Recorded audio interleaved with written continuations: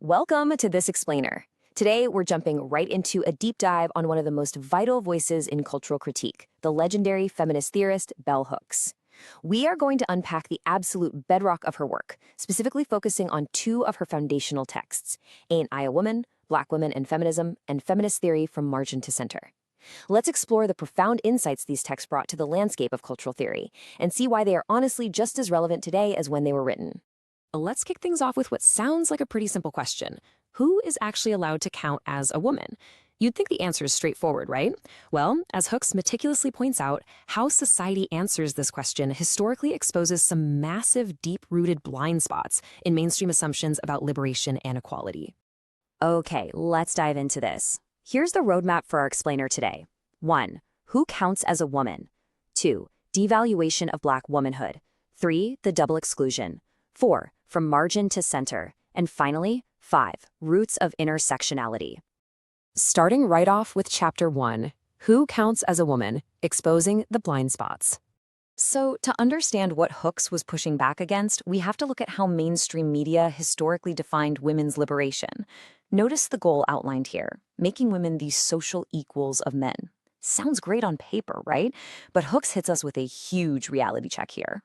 Since men themselves are definitely not equals within a class-based, racially divided system, which men did these women want to be equal to? Hooks argued that this simplistic goal implicitly dismissed race and class. It basically allowed bourgeois white women to avoid calling any attention to their own race and class privileges. And that brings us to a phrase you absolutely need to know when reading Hooks: white supremacist capitalist patriarchy. It's a mouthful, I know, but it is a crucial term. She uses this exact phrasing to describe a completely interlocking system of domination. For Hooks, there was no choosing between being Black first or woman first. Instead, she insisted that people are harmed by a system where race, class, and gender all impinge upon our lives simultaneously, often in literal, life-threatening ways. It's like a giant puzzle. You really can't understand one form of oppression without seeing how it locks into the others.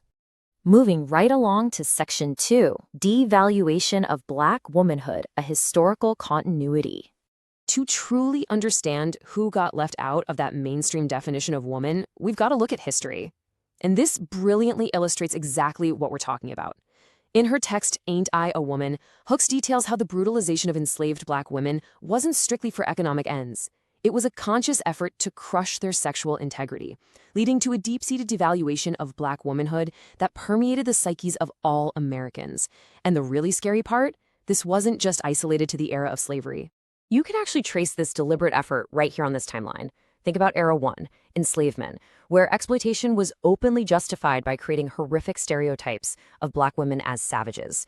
Then, moving into Era 2, post-slavery and Jim Crow, the dominant culture actively created new myths, like the myth of the inherently bad Black woman, specifically designed to sabotage mounting self-confidence and respect. And finally, Era 3 shows how this bleeds right into modern media, where the predominant images pushed onto our screens historically showed Black women as fallen or loose. This whole timeline was a systemic mechanism to maintain a hierarchy ranking Black women at the very bottom. I want to read this quote directly because it literally hits the nail on the head.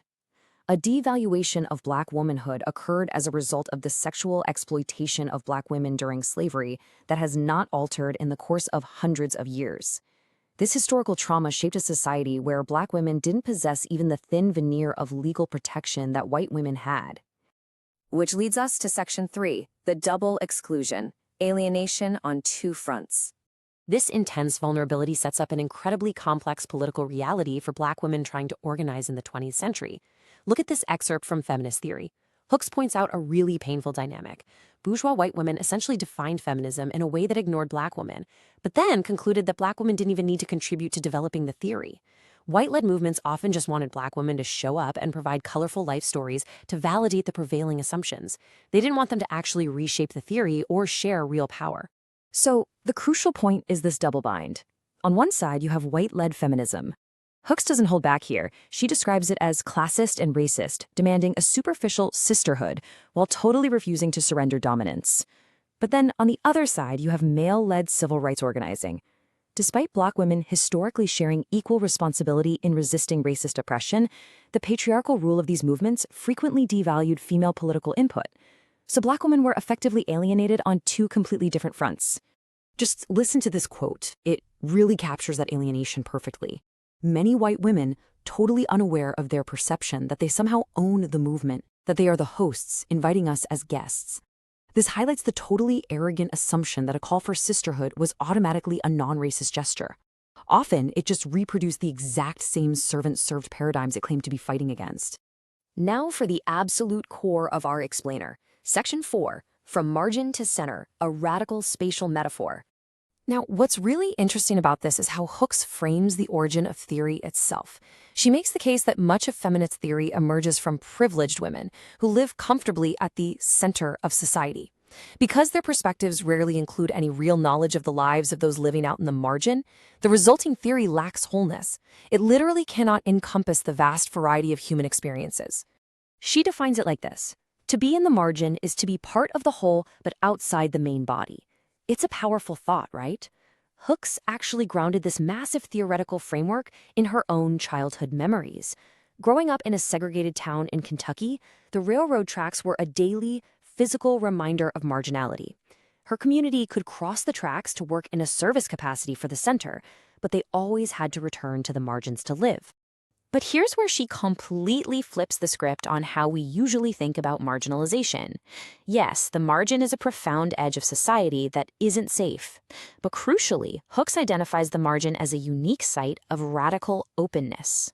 Think about it. Because people in the margins have to understand both their own world and the world of the center just to survive, they develop an oppositional worldview. It's a mode of seeing that is completely unknown to their oppressors, making it an incredibly powerful location for political resistance. Let's move to and see how this builds into her ultimate solution. Hooks concludes that true visionary feminist theory can't just be handed down from the center. It has to emerge from individuals who possess knowledge of both the margin and the center. The perspectives of the marginalized must be brought directly into the center of the discourse if we want to create a movement that actually unifies people rather than polarizing them. Bringing us to our final chapter, Section 5, Roots of Intersectionality, Laying the Groundwork. When you look at the legacy of these early 1980s texts, it is wild how they laid the absolute bedrock for what we now call intersectionality. Her work proves that a one-size-fits-all feminism actively damages the people it claims to serve. It fiercely rejects the exhausting expectation that women of color must prioritize gender over race. And practically speaking, it shifts our entire focus. For women struggling to keep themselves housed and fed, feminism isn't about climbing the corporate ladder. It's recognizing that basic survival needs, food, transit, a living wage, are the most vital feminist issues of all. It demands an actual redistribution of wealth, not just individual class status for a privileged few. She said it best right here. We will not be able to address our lives and our mental and physical health adequately if we cannot address the interlocking systems. This holistic approach, recognizing that you cannot dismantle sexism without simultaneously dismantling racism and classism, remains a highly relevant blueprint for our collective self-recovery today. Looking at this final excerpt, you really see Hooks' ultimate vision. She saw feminism not merely as a struggle to achieve equality with men within a corrupted system. No, she defined it as a total, radical commitment to eradicating the entire ideology of domination that permeates Western culture. It's about ending domination itself across the board. Which leaves us with this final, vital question to chew on today. Look around at the movements you participate in, the media you consume, the structures of your own workplace or community, whose voices are still currently in the margins. And using Bell Hooks' concept of radical openness, how do we finally bring them to the center? Thank you so much for joining me on this explainer. Keep questioning the center, and I'll see you next time. Hey there, glad you stopped by. If you're feeling the vibe, stick around for a little while. Don't forget to like and subscribe, like and subscribe.